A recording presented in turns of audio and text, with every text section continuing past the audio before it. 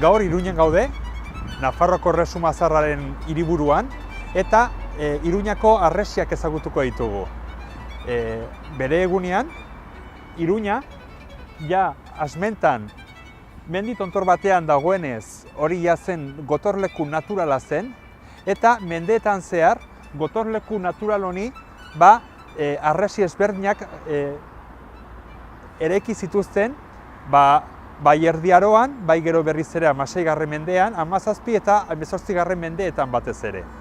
Gaurko ibilbidea 5 kilometro ditu, ibilbide erraza da, eta alde batetik ikusi behar ditugu bai Iruñako harresiak, baina kontutan izanta nola harresi hauek nolabait ere aprobetxatu zituzten bertako paisaia, bertako menditxoa, alde batetik daukagu Arga ibaiak hiriburua inguratzen du, eta gero baita ere hemen aurkitzen ditugu olako ondare arkitektonikoak, alde batetik baditugu elizak, katedrala hortxe bertan daukagu, eta orduan hau dena olako ibilbide zoragarria sortatzen du.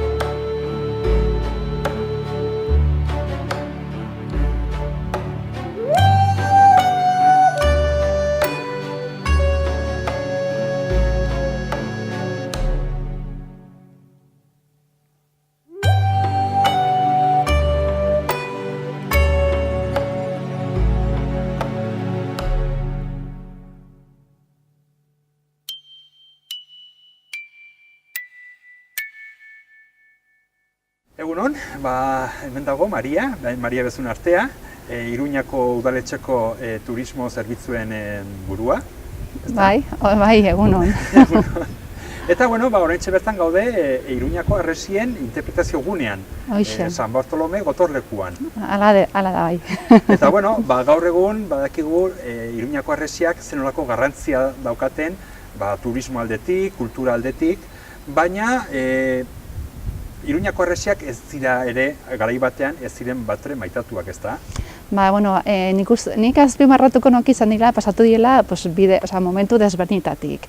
Erdi Aroan erekizien hola harresi zaharrak, eta gero Espainiako edo Gaztelako konkistarekin erabakitzen zuten Iruña izatea Frantziatik etortzen ziren militarren horako defentsa modu bat, erraldoi bat eraikitzea hemen izatea Iruñan. Orduan hasi ziren eraikitzen gaur egun ezagutzen ditugun harresiak.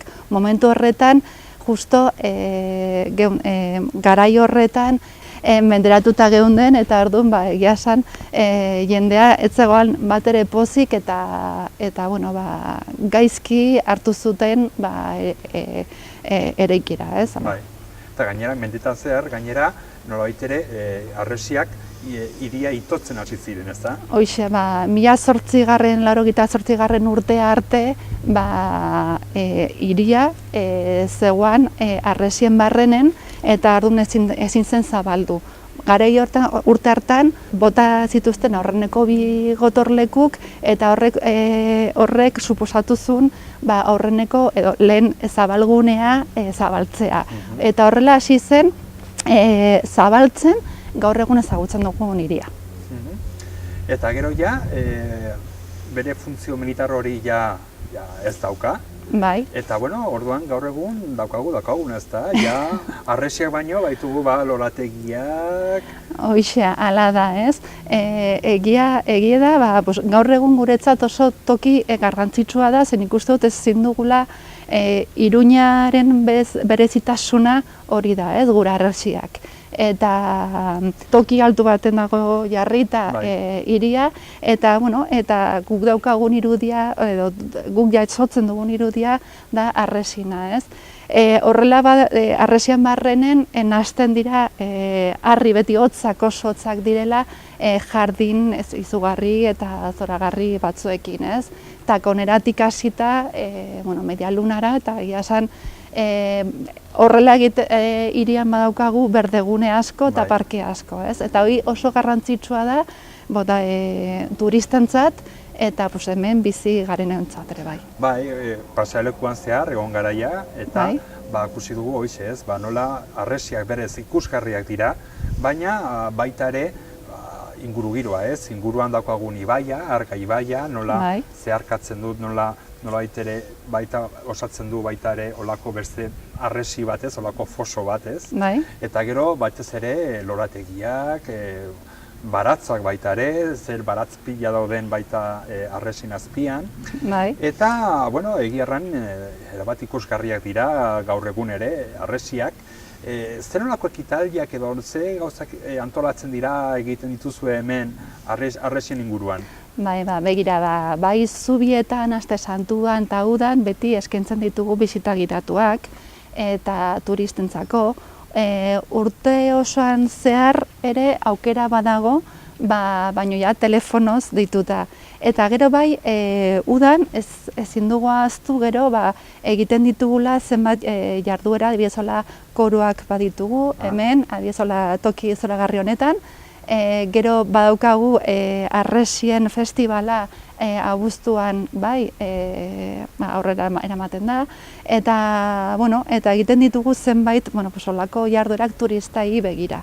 Gero badago kirol proba bat ere harresitan egiten dena, antolatzen dena, da harresien lasterketa proba bat.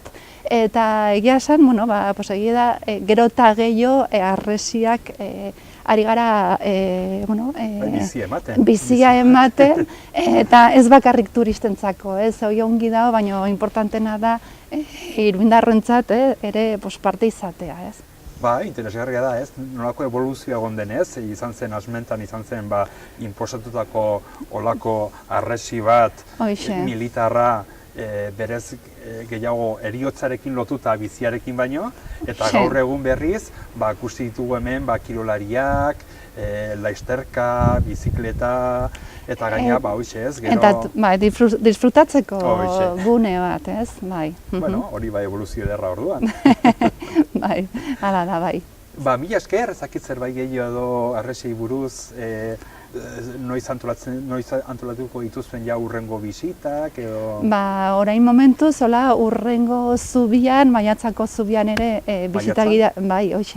bisitagidatuak izanen ditugu, eta gero berriz udan, San Ferminek ondoren, hasiko posibilizanen da bisitak egitea. Orain hasi gala baita ere baluarteak irikitzen, turistentzako, adibidez Guadalupeko baluartea orain irikita dago, eta animatzen dugu mundu guztiri etortzeko ezagutzera, benetan ederrak direla, ezin du gaztu 5 kilometroko harresiak direla, osoki konserbatuta, eta balio historiko izugarria daukatela. Gainera harresiak, baina gainera beti ere gero bukaeran dago baita Ziudadela. Hori bai dela nolait ere Iruñako bihotza. Hala da, harresietan azpimarratu da Ziudadela, toki paregabea da, orain hiri artea iriki dugu, badaukagu erakusketak bisitatzeko aukera zoragarria, eta benetan pasatzeko proposamena aukera paragabea. Mila esker, jarraituko dugu orduan berriz ere, eta bukatuko dugu, ikusiko ditugu harresi guztiak. Bale, oso ongi, eskerrik asko, zori, agora jo.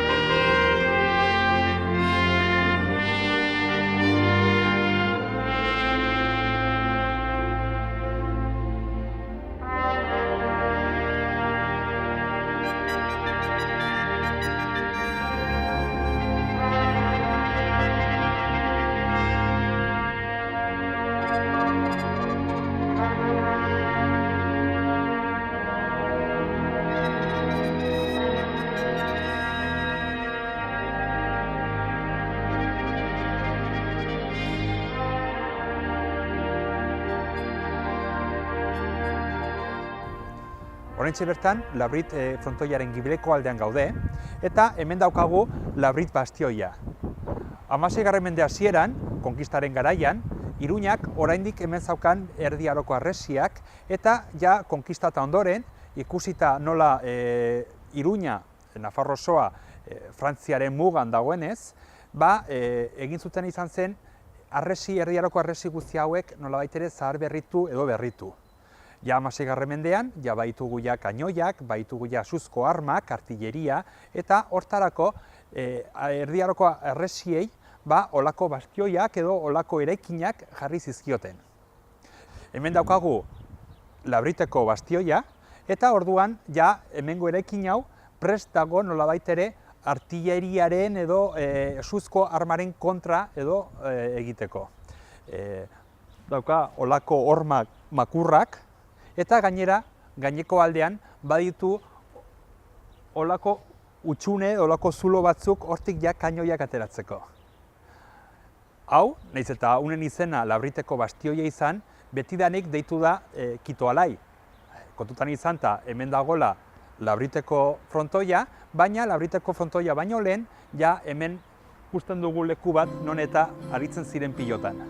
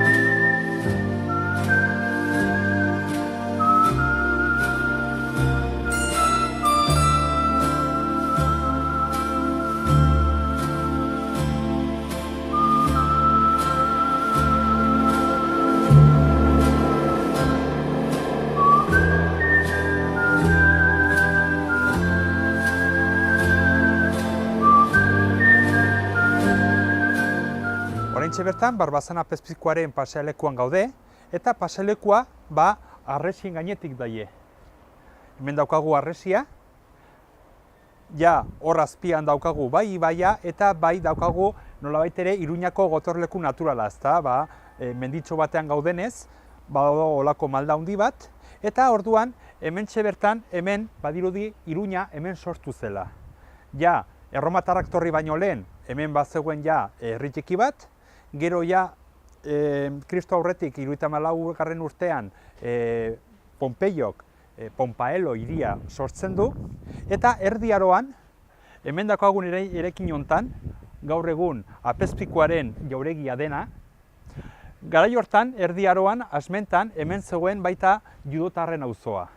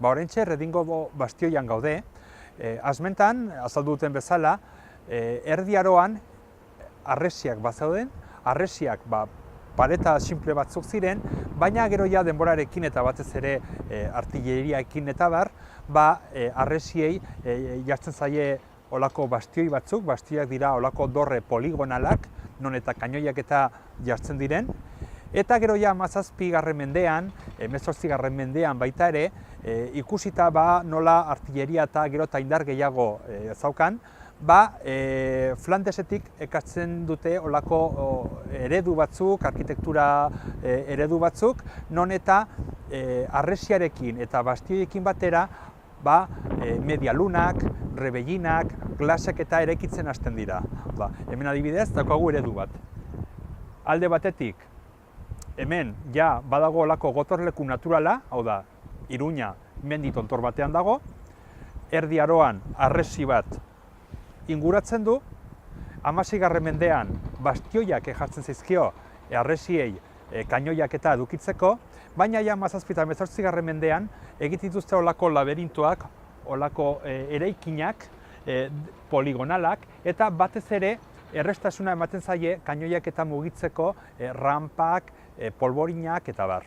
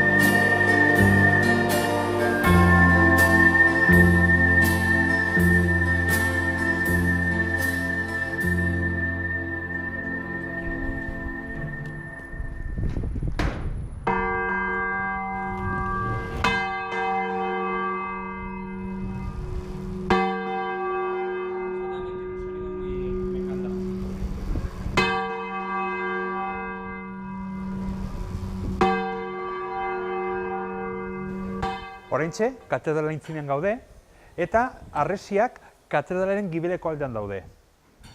Kontua da, harresi hauek hiria itotzen ari zen, ja 18. mendean Iruñako populazioa gero eta handiago da, eta harresi hauek itotzen ari dira hiria. Hortaz, Iruñan, alde zaharran, ikusten ditugun eraikinak, ikusten ditugun etxeak, daukate olako altura, eta gero eta arazo gehiagok egoten ziren. Saneamendu aldetik eta 19. mende bukaeran, Iruñeko herriak, harresiak botatzea eskatzen dute, herria edo hiria zabaltzeko. Eta 20. mende hasieran, kontutan izanta lehendabiziko munduko gerran, ikusita harresi hauek ez zutela jateko balio, orduan harresiak botatzen dituzte eta hiria zabaltzen da. Horregatik, gaur egun ikusten ditugun harresiak berez dira garai bateko erdia edo erein bat.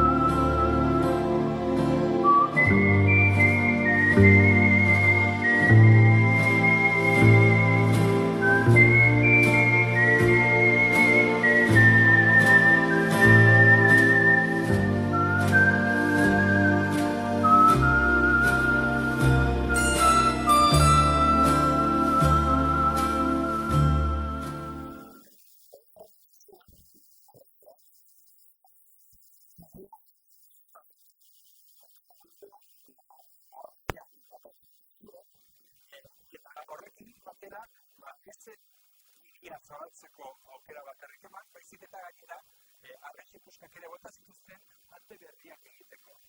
Hor ditugu hor harresiak, eta hor daukagu ate handi bat, ate hori erabat modernoa da.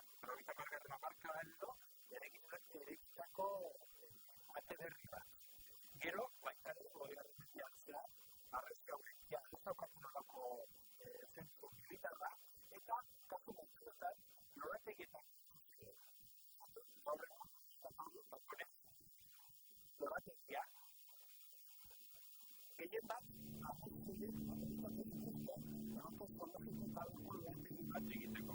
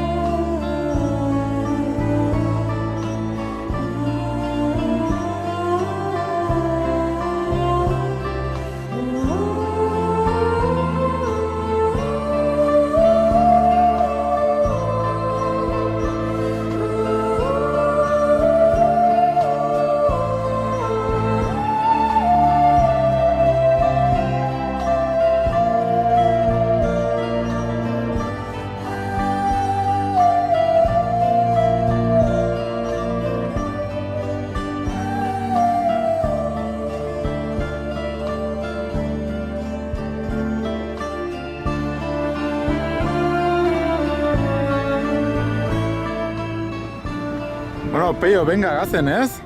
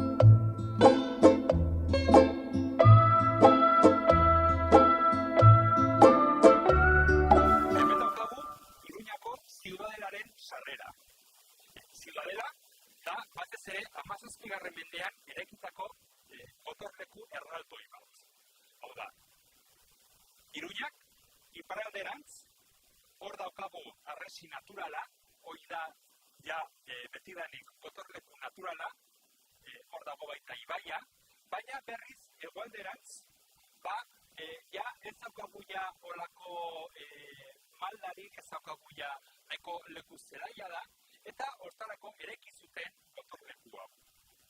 16. mendean, ja berriki zuten Gazteluko plazan gaztelua, baina hala ere Erdiaroko gazteluren eredua jarraitzen zuen. Hau da, harresiak, altoak, eta gero baitere dorrez inguratutak. Kasu honetan ez ditugu dorrerik. Hemen daukagu izarra forma daukan gotorlekua, baluarteak, hau da, hemen ikusten ditugu punta hauek dituen gotorlekuak, harresiak apalagoak dira, baina hala ere ikusten ditugu hutsune edo zulo pila bat kainoiak jartzeko. Kontutan izan behar dugu, Ziudadelak bere egunean, bere garaian, Europako gotorleku handiena zena. Gaur egun, harresiarekin pasatu den bezala, ez dauka holako funtzio militarrik, baizik eta lorategi erraldoi bat da, Iruñako bihotzean, eta gainera, ditugu hemen hola jendea ibiltzen den hemen, pasaietan, bizikletan, eta da.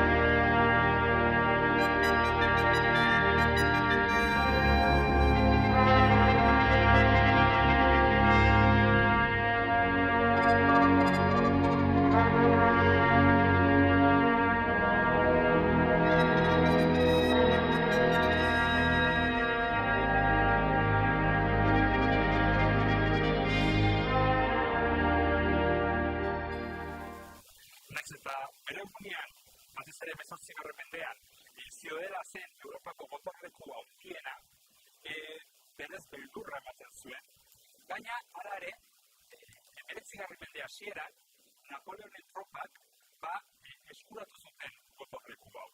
Eta ez hori bakarrik, baizik eta eskuratu zuten inolako tirorik guta gabe. Kondairiak dio, goiz batez, elurra egin, eta tropa frantsesak hasi ziren elurrarekin jolasten. Hasi ziren jolasten eta hasi ziren beraien artean elurrezko golak botatzen eta eta pixkanaka joztetan jolasten, hasi ziren banaka hasi ziren Ziudadela barruan sartzen, eta Espainiako tropak konturatu orduko, Frantsak sartuak ziren Ziudadela barruan eta ateak itxi zuten. Gaur egun, lehenago aipatu bezala, ez daukaia funtzio militarrik, baizik eta kultur ekitaldiak eta egiten dira.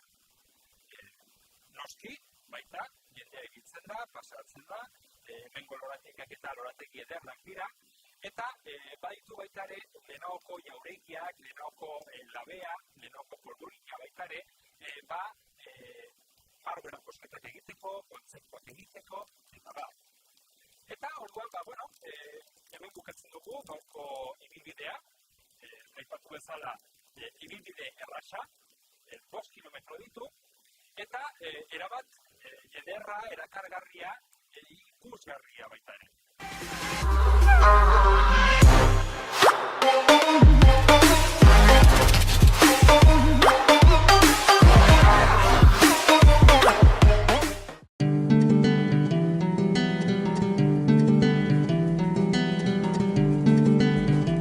Saio hau Nafarroako gobernuak diruz lagundu du.